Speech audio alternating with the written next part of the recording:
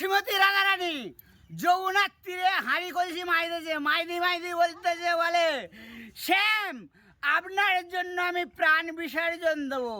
তখন আমি কৃষ্ণ হয়ে আসরে উঠলাম, শ্যামের বাঁশিতে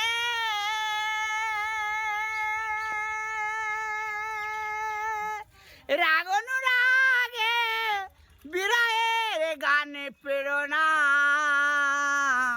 বিরহের গানে প্রেরণা। তখন শ্রীমতী লেইপে উঠে বলল, এতক্ষণ কোথায় ছিলে, পদ ভুলে তুমি যে এলে। টুডুম টুডুম ঢিস। আরে ক্যালকাটাতে গেলাম বাঁশি বাজাতে, জীবনটা বুঝি যায়। এ ভাগনা বাঁশি সরুটা যাবে, মুখটার কি উপায়। আর গড়ে গড়ে মুখে রয়েছে কালা কালা চশমা, ঢিকটাকা, এই ঢিকটাকা।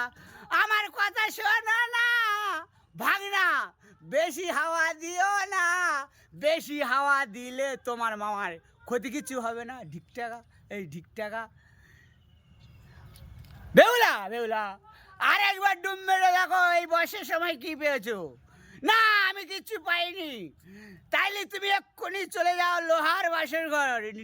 আমরা ভালো ভালো নীলবাটালি মহারাজ, মহারাজ জামতলা হাটে ফেলে গেছি গো। ওরে ওরে বিশ্বকর্মা, তোর দে বিশ্বাসে তুই যেন লোহার বাসের ঘর ফুটো করে দিইনি।